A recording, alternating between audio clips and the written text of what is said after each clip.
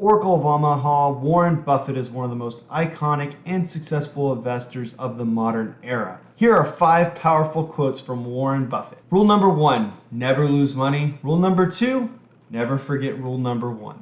Now, there are several reasons why this rule is important, but I think the most important is time. If you do incur losses, it could take several years to get back to your original cost basis.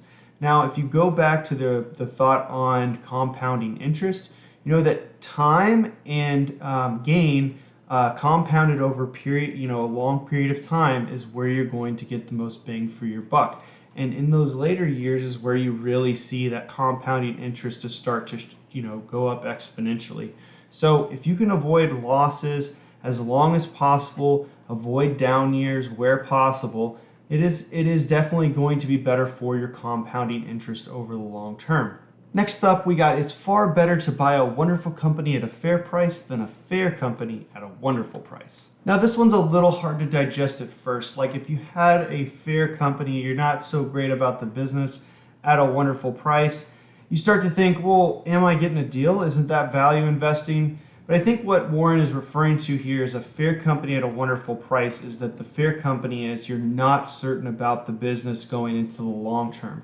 And if you know anything about Warren Buffett, he really considers companies that he can just buy and hold for the rest of his entire life, and he doesn't have to ever look at them again.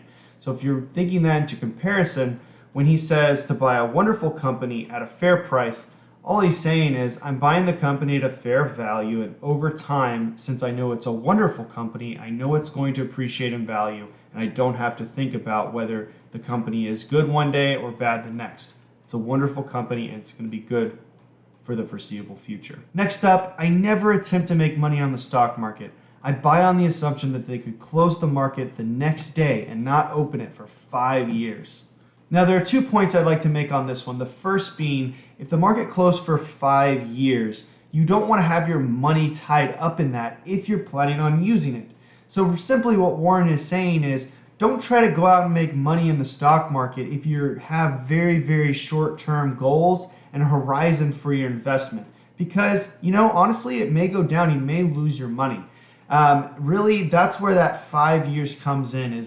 That's really where you're starting to get into long-term appreciation, where you're going to have more traditional success over a 5-year span than anything shorter than that. The second point is a reiteration of the second quote, essentially restating that Warren Buffett is a long-term buy and hold strategy. He's one of the original gangsters, OGs in the game, and that is what he does.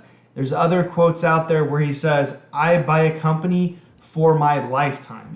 That is something that he has definitely been an advocate for and has continued to advocate all the way up until today. Next up, the most important thing to do if you find yourself in a hole is to stop digging. I have several thoughts on this one. There's a couple quotes out there like buy the dip, average your cost basis down. And I think both of those 2 quotes, I don't know who said them. I think they're just kind of a thing people say nowadays, and I say them as well. Is not in direct conflict with what Warren Buffett is saying. I think what Warren Buffett is saying is if you do find yourself in a position that is a loser, it doesn't mean you need to chase it. Now, that doesn't mean that you can't average your basis down. That doesn't mean that you can't buy on dips. I don't think that's what he's saying here. I think what he's trying to get at is if you look at the underlying company, let's say something has fundamentally changed, the long-term strategy, like let's say you've owned a company for 20 years, they've definitely divested a lot of their business.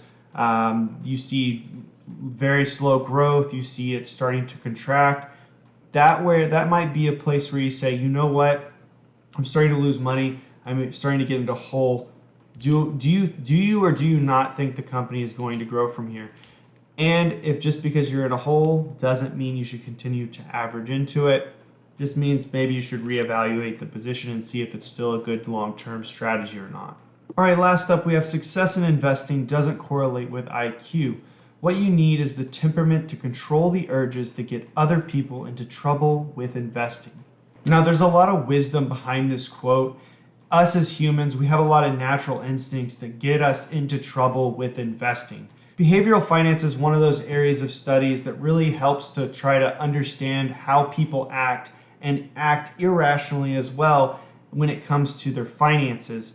So if you're really interested in that, I actually have a 2-part series. I'll go ahead and put that in the description, also link it here.